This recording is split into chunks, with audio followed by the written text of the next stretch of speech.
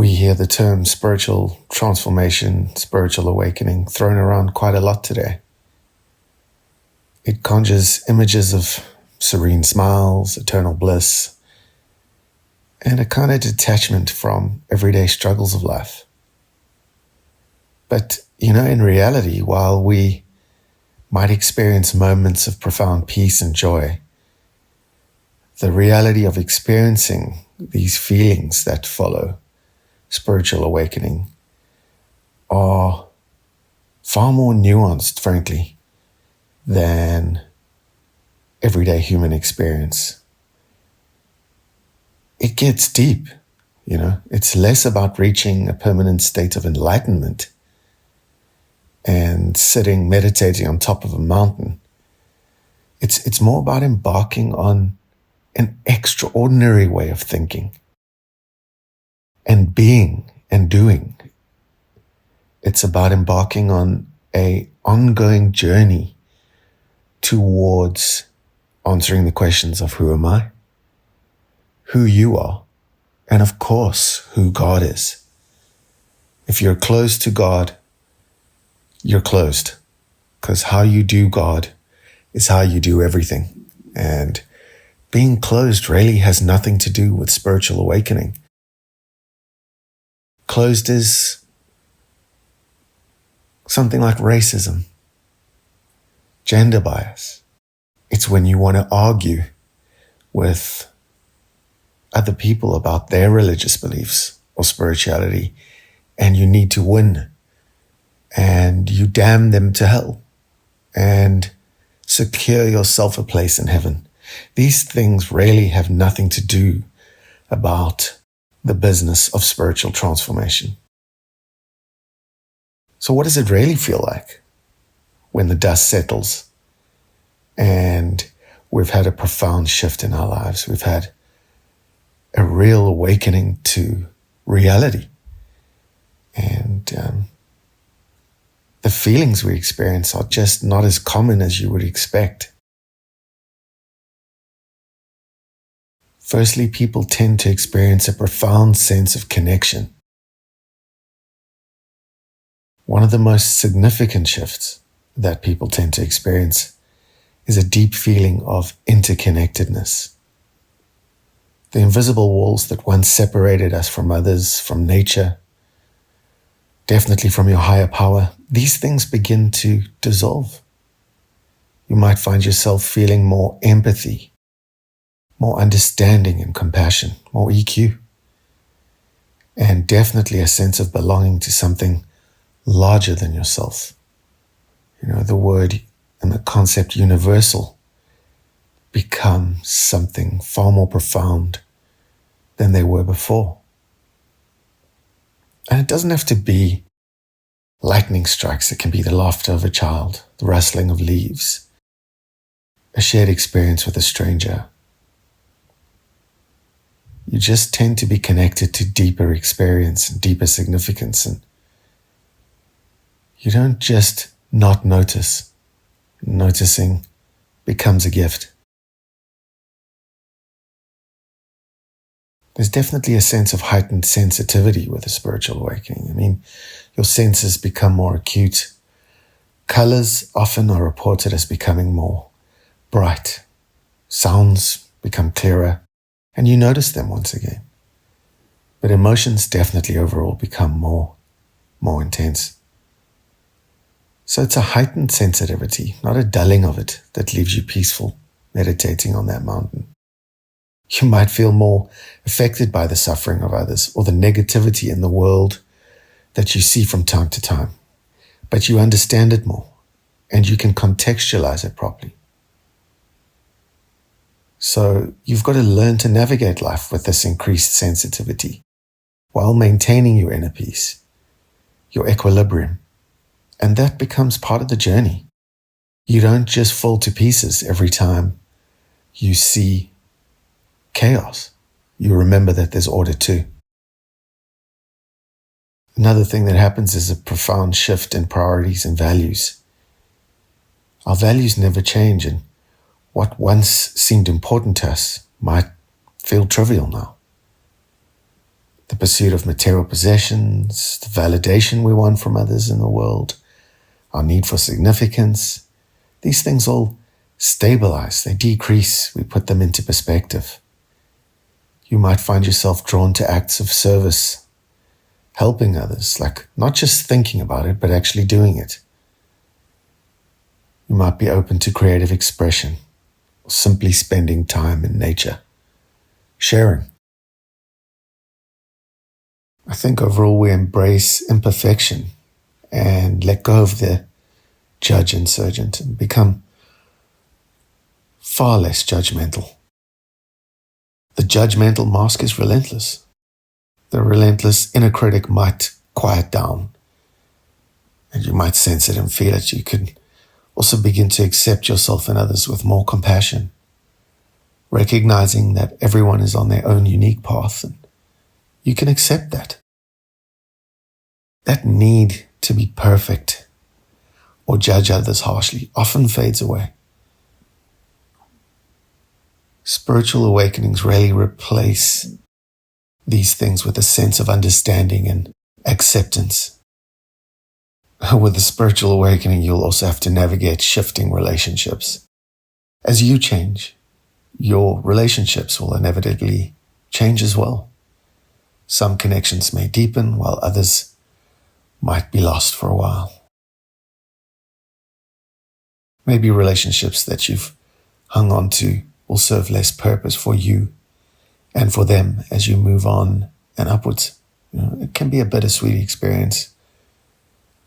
But with a newly found sense of courage, it's easier to let go of what no longer serves you. It becomes easier then to embrace new connections, which are important. Connections that resonate with your evolving self, your sacred self. Another thing we'll experience with spiritual awakening is clarity and peace. We don't suddenly become devoid of challenges, which a lot of people think will happen, but we experience moments of profound clarity and inner peace rather than complexity and chaos. These moments can feel like glimpses into a deeper truth. They offer us reassurance and guidance along the way. This is a journey after all. This flowering of consciousness is the journey. It is the journey from self-realization of who you really are to God realization, to being able to understand what the mind cannot. God, a loving creator with purpose, who has the whole world, the whole universe in his hands. You cannot understand that coming from the place of a fearful persona. It's just not going to happen. Spiritual transformation isn't a one-time event. It's an ongoing process of integration, of finding new awareness and noticing it in simple things in daily life. It's like a period of recalibration where you adjust your habits, your beliefs, your behaviors, and even how you think to align with your evolving understanding. Most of what we think in a day is absolute garbage. 85,000 repetitive thoughts that create a habit rather than a person. So there will be days filled with joy and clarity, but others where old patterns are going to resurface, where habits come up, and the difference is you'll be aware. So it requires patience and self-compassion, and that's why the very first pathway of the paradigm process is to let go of a need for control and recover a sense of self-love. That's the very first step.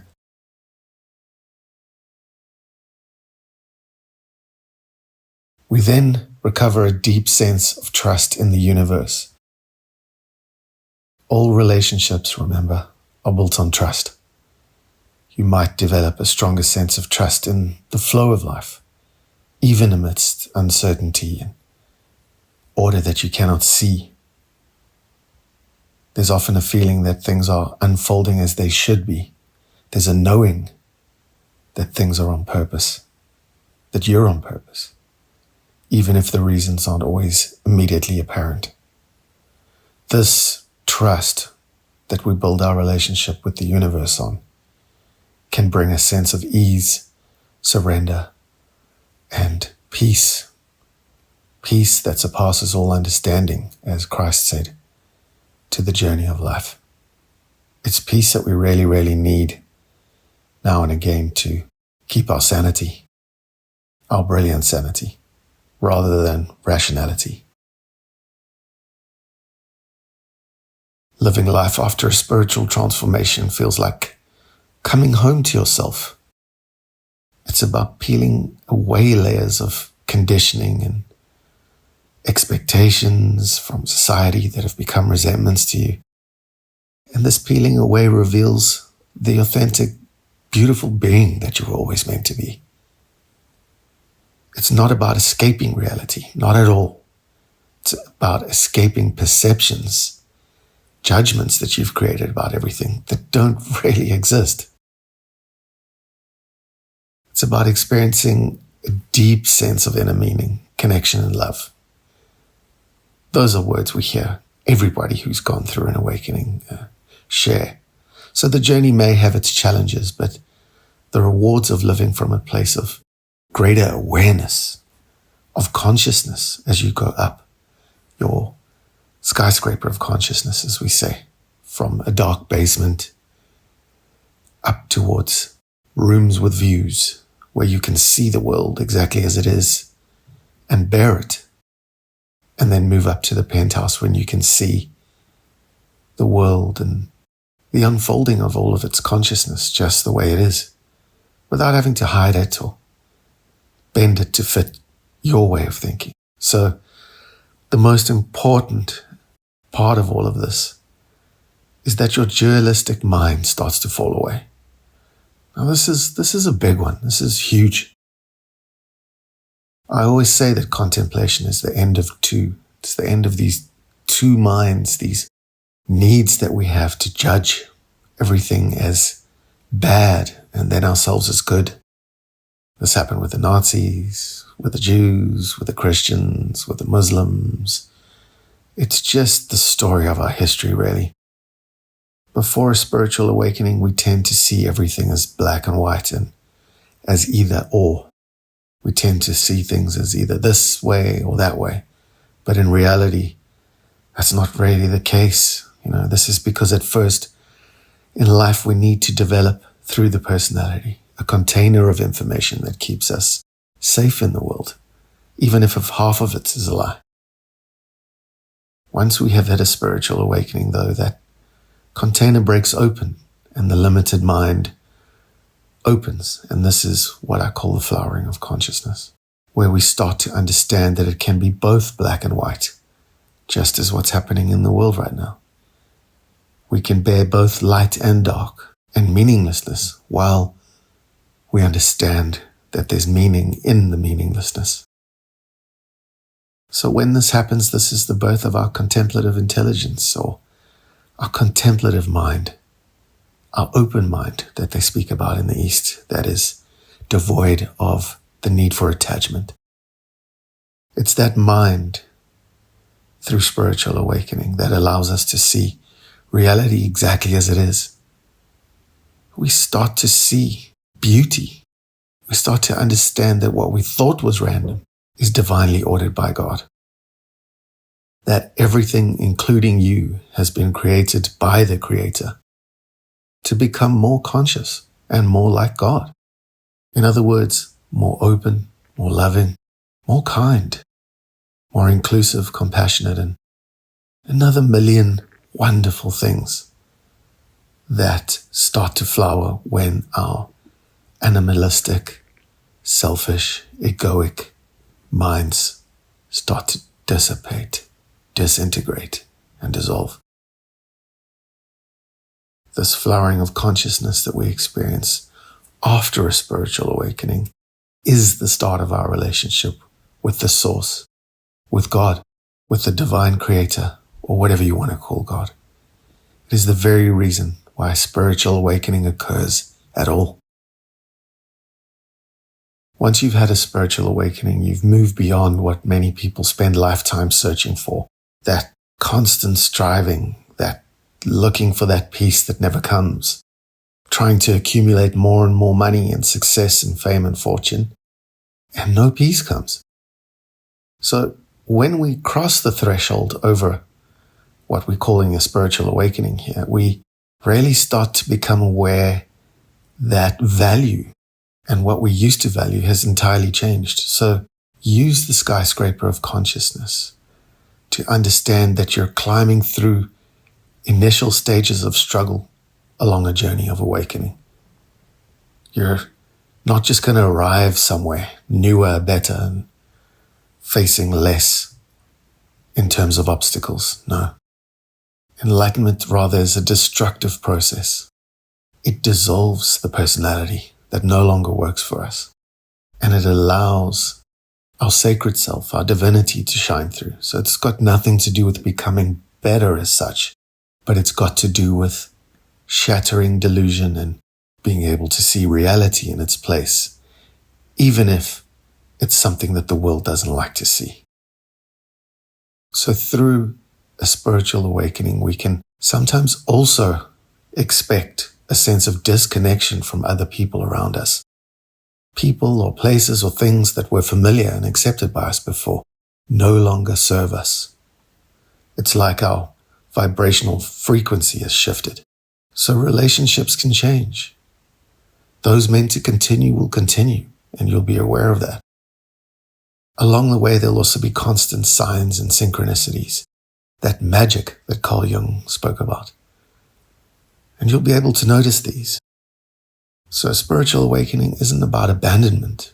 It's about graduation, no longer needing constant validation and external reassurance. It's rather the silence that signifies profound connections now. You are the connection. You're moving towards relying on intuitive insight. Your I7, your extrasensory abilities. You'll develop an inner knowing characteristic of the sage or the wise witness as an archetype. Move from 5 sensory to multisensory, experiencing many senses at the same time. And then through to extrasensory, where something like intuition or using your imagination or the power of intention was foreign to you. You get to see that these things are just as available to us as our 5 senses. So the journey shifts from discovering who you are, wondering, how do I answer the question of who I am, to starting to meet your true self. So if you find yourself navigating a spiritual awakening, understand that everything might not be as you expected. It might be difficult. So before enlightenment, we chop wood and carry water. And after enlightenment, we chop wood and carry water. It can become confusing after the initial fireworks phase of an awakening. So understand that it's a process, and the deeper resonance will come. The inner wisdom will take center stage without a doubt, and your sensitivity to noticing and feeling are superpowers really that are blossoming. So enjoy the journey, trust the process, embrace the transformation, and know that the view as you ascend this metaphorical skyscraper of awakening in consciousness, that living from being able to see your city, your town, your world from the higher floors is a life lived with an open heart and clear eyes. It's truly worth the climb.